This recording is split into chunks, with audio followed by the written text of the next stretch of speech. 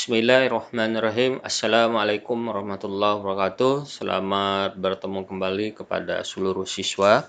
Alhamdulillah pada hari ini hari yang pertemuan keempat kita, di mana kali ini materi yang kita bahas adalah upaya penegakan hak asasi manusia. Materi ini mempunyai 3 cakupan. Yang pertama, upaya pemerintah dalam menegakkan hak asasi manusia. Kemudian yang kedua, upaya penanganan kasus pelanggaran hak asasi manusia. Yang ketiga, mengharmonisasikan HAM dalam kehidupan sehari-hari. Materi ini dapat disimak di dalam buku PPKN kelas 11 yang diterbitkan oleh Kemendikbud revisi tahun 2017. Kemudian buku penunjangnya adalah buku modul PPKN kelas 11 yang diterbitkan oleh CP Grahadi.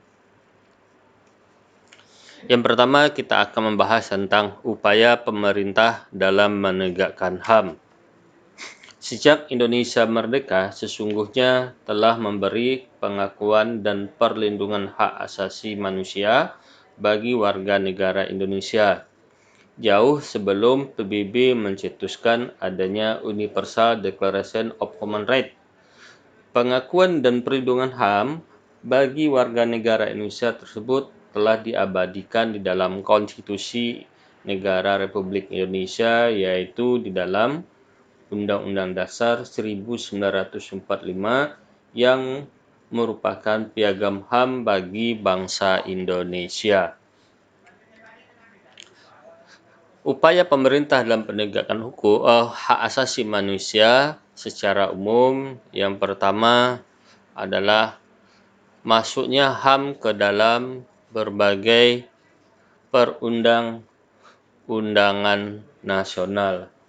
Dengan demikian bahwa ekstensi hak asasi manusia di dalam sistem hukum, politik maupun ketatanegaraan Indonesia memiliki landasan hukum yang sangat kuat. Kemudian, meratifikasi dan mengadopsi instrumen-instrumen HAM internasional, yang berarti bahwa perjanjian itu masuk dan berlaku sebagai hukum positif Indonesia. Ratifikasi sendiri di dalam Undang-Undang Nomor 24 Tahun 2000 tentang Perjanjian Internasional mengatakan ratifikasi adalah salah satu bentuk pengesahan, yaitu perbuatan hukum untuk mengikat diri pada suatu perjanjian internasional. Jadi, dengan melakukan ratifikasi berarti Indonesia mengikat diri pada suatu perjanjian internasional, khususnya perjanjian hak asasi manusia. Kemudian yang ketiga, memberdayakan masyarakat terhadap masalah HAM dengan mengadakan sosialisasi sehingga HAM menjadi bagian dari setiap individu warga negara Indonesia. Artinya bahwa hak asasi manusia itu harus diketahui oleh masyarakat secara luas sehingga dapat dimengerti dan dipahami oleh masyarakat itu sendiri. Kemudian upaya secara khusus. Yang pertama, pembentukan Komisi Nasional Hak Asasi Manusia yang sering kita singkat dengan Komnas HAM. Komnas HAM adalah lembaga mandiri yang kedudukannya setingkat dengan lembaga negara lainnya, yang berfungsi melaksanakan pengkajian, penelitian, penyuluhan, pemantauan, dan mediasi, sebagaimana yang diatur di dalam Pasal 1 Ayat 7 Undang-Undang Nomor 39 Tahun 1999 tentang HAM. Dalam rangka penjabaran dan penegakan HAM di Indonesia, maka dibentuklah Komnas HAM dengan Kepres nomor 50 tahun 1993 yang mempunyai tugas dan wewenangnya ada 4. Yang pertama, melakukan perdamaian pada kedua belah pihak yang bermasalah, kemudian menyelesaikan masalah secara konsultasi maupun negosiasi. Yang ketiga, menyampaikan rekomendasi atas suatu kasus pelanggaran hak asasi manusia kepada pemerintah dan DPR untuk ditindaklanjuti. Kemudian yang keempat, memberi saran kepada pihak yang bermasalah untuk menyelesaikan sengketa di pengadilan. Kemudian yang kedua, pembentukan Komisi Perlindungan Anak Indonesia yang sering kita singkat dengan KPAI. Hak asasi anak merupakan bagian dari hak asasi manusia yang termuat di dalam Undang-Undang Negara Republik Indonesia dan PBB tentang hak anak.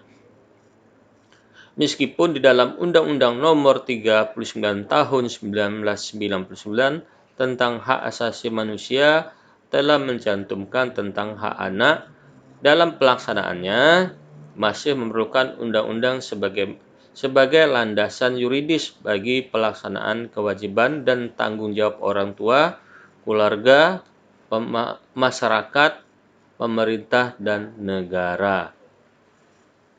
Berdasarkan Undang-Undang Nomor 35 Tahun 2014 tentang perubahan Undang-Undang Nomor 23 Tahun 2002 tentang perlindungan anak, maka dibentuklah yang namanya Komisi Perlindungan Anak yang mempunyai wewenang yang pertama, melakukan pengawasan terhadap pelaksanaan, perlindungan, dan pemenuhi hak anak. Yang kedua, memberi masukan dan usulan dalam perumusan kebijakan tentang penyelenggaraan perlindungan anak. Yang ketiga, mengumpulkan data dan informasi mengenai perlindungan anak. Yang keempat, menerima dan melakukan penelaah atas pengaduan masyarakat mengenai pelanggaran hak anak. Yang kelima, melakukan mediasi dan sengketa atas sengketa pelanggaran hak anak. Yang keenam, melakukan kerjasama dengan lembaga yang dibentuk masyarakat di bidang perlindungan anak. Yang ketujuh, memberi laporan kepada pihak berwajib tentang adanya dugaan pelanggaran terhadap Undang-Undang Perlindungan Anak. Kemudian, upaya yang berikutnya adalah pembentukan instrumen HAM. Instrumen HAM merupakan alat untuk menjamin proses perlindungan dan penegakan hak asasi manusia. Instrumen HAM biasanya berupa peraturan perundang-undangan dan lembaga-lembaga penegakan hukum.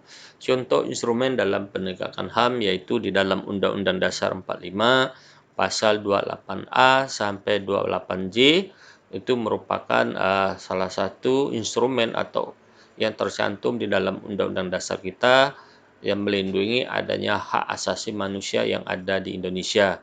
Kemudian Undang-Undang Nomor 23 Tahun 2002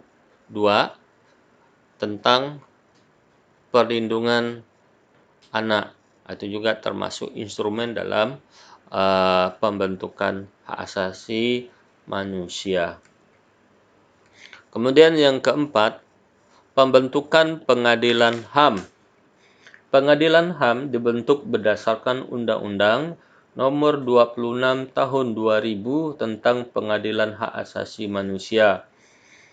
Pengadilan Hak Asasi Manusia adalah pengadilan khusus yang berada di lingkungan peradilan umum, yaitu peradilan negeri dan pengadilan tinggi. Pengadilan Hak Asasi Manusia berkedudukan di daerah kabupaten atau daerah kota yang daerah hukumnya meliputi daerah hukum pengadilan negeri yang bersangkutan.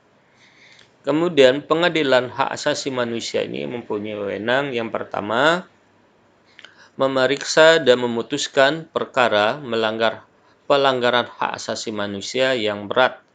Kemudian memeriksa dan memutuskan perkara pelanggaran hak asasi berat yang dilakukan di luar batas teritorial wilayah negara Indonesia oleh warga negara Indonesia. Kemudian yang ketiga, tidak berwenang memeriksa dan memutuskan perkara pelanggaran HAM yang berat yang dilakukan oleh seseorang yang berumur di bawah 17 tahun. Upaya penanganan kasus pelanggaran hak asasi manusia. Upaya penanganan kasus pelanggaran hak asasi manusia sebagai daya upaya yang dilakukan untuk membuat hak asasi manusia semakin diakui dan dihormati oleh pemerintah dan masyarakat. Yang pertama adalah upaya pencegahan. Dalam upaya pencegahan ini ada 5 yang dapat dilakukan. Yang pertama adalah menegakkan supremasi hukum dan demokratis. Artinya, penegakan hukum dan pendekatan dialogis harus dikemukakan dalam rangka melibatkan partisipasi masyarakat dalam kehidupan berbangsa dan bernegara, dan para pejabat penegak hukum harus memenuhi kewajibannya dengan memberi pelayanan yang baik dan adil kepada masyarakat, memberi perlindungan kepada setiap orang dari perbuatan melawan hukum, dan menghindari tindakan kekerasan yang melawan hukum dalam rangka penegakan hukum. Kemudian yang kedua, upaya pencegahan yang kedua adalah meningkatkan kualitas pelayanan publik untuk mencegah terjadinya berbagai bentuk pelanggaran hak asasi manusia oleh pemerintah. Kemudian yang ketiga, meningkatkan pengawasan dari masyarakat dan lembaga-lembaga politik terhadap setiap upaya penegakan HAM yang dilakukan oleh pemerintah. Yang keempat, meningkatkan penyebarluaskan prinsip-prinsip hak asasi manusia kepada masyarakat melalui lembaga-lembaga politik formal seperti sekolah, perguruan tinggi, maupun lembaga non-formal seperti kegiatan-kegiatan keagamaan dan kursus-kursus. Kemudian meningkatkan profesionalisme lembaga keamanan dan pertahanan negara. Kemudian upaya yang kelima adalah meningkatkan kerjasama yang harmonis antar kelompok atau golongan dalam masyarakat agar mampu saling memahami dan menghormati keyakinan dan pendapat masing-masing. Itulah upaya dalam pencegahan. Kemudian upaya penegakan. Upaya penindakan adalah upaya untuk menangani kasus pelanggaran HAM berdasarkan ketentuan hukum yang berlaku. Upaya penindakan pelanggaran HAM dapat dilakukan dengan beberapa cara. Yang pertama adalah pelayanan, konsultasi, pendampingan, dan advokasi masyarakat yang menghadapi kasus hak asasi manusia. Yang kedua, menerima pengaduan dari korban pelanggaran hak asasi manusia. Yang ketiga, melakukan investigasi, yaitu pencarian data dan informasi yang berkaitan dengan peristiwa dalam masyarakat yang patut diduga merupakan pelanggaran hak asasi manusia. Kemudian yang keempat, penyelesaian perkara melalui perdamaian, negosiasi, mediasi, konsultasi, dan penilaian ahli dari Komnas HAM. Kemudian yang kelima, menyelesaikan perkara pelanggaran hak asasi manusia berat melalui proses di pengadilan hak asasi manusia. Kemudian yang ketiga, yang terakhir, mengharmonisasikan hak asasi manusia dalam kehidupan sehari-hari. Upaya untuk mengharmonisasikan hak asasi manusia dalam kehidupan sehari-hari merupakan salah satu bentuk dukungan terhadap penegakan HAM yang dilakukan oleh pemerintah. Beberapa contoh dalam mengharmonisasikan hak asasi dalam kehidupan sehari-hari. Yang pertama, dalam lingkungan keluarga, yaitu menghormati dan menyayangi seluruh anggota keluarga. Yang kedua, mematuhi nasihat dan perintah kedua orang tua. Yang ketiga, tidak membeda-bedakan anggota keluarga. Yang keempat, tidak memaksa kehendak kepada keluarga. Kemudian di lingkungan sekolah, tidak memaksakan kehendak kepada teman ataupun guru, mentaati tata tertib sekolah dengan baik. Kemudian yang ketiga, saling menghormati antar warga sekolah. Yang keempat, tidak membeda-bedakan teman. Pada lingkungan sekolah ini, Bapak berharap kepada siswa ketika memberi pertanyaan atau menanggapi materi-materi yang diberikan oleh pengajar atau guru, Bapak berharap dijawablah dengan kata-kata atau tulisan yang sopan. Tidak boleh melakukan pelanggaran-pelanggaran seperti kata-kata yang tidak sopan atau menyinggung perasaan orang lain. Hal itu juga termasuk pelanggaran hak asasi manusia. Yang ketiga, lingkungan masyarakat, membantu tetangga jika ada dalam kesusahan. Kedua, tidak menyinggung perasaan tetangga. Yang ketiga, menghargai pendapat orang lain. Yang keempat, berkomunikasi dengan warga masyarakat dengan baik dan sopan. Yang kelima, tidak menghardik, pengemis, atau hukum duafa lainnya. Artinya bahwa dalam kehidupan masyarakat kita tidak bisa terlepas dari kehidupan masyarakat yang lainnya, bahwa manusia itu diciptakan sebagai makhluk sosial. Maka keluarga yang paling dekat dalam kehidupan kita ini selain keluarga dari ayah, ibu, anak, adik, abang, maka keluarga yang paling dekat dengan kita adalah tetangga. Kan hidup bertetangga itu diharapkan untuk selalu rukun, damai, dan saling mengingatkan antara satu dengan yang lainnya. Kemudian dalam lingkungan bangsa dan negara, memahami dan mentaati setiap instrumen hak asasi manusia yang berlaku. Kemudian yang kedua, memberikan pelayanan yang baik untuk masyarakat. Kemudian yang ketiga, mematuhi semua peraturan-peraturan yang ada di suatu pemerintahan. Yang keempat, masyarakat ikut serta dalam membantu kebijakan-kebijakan pemerintah.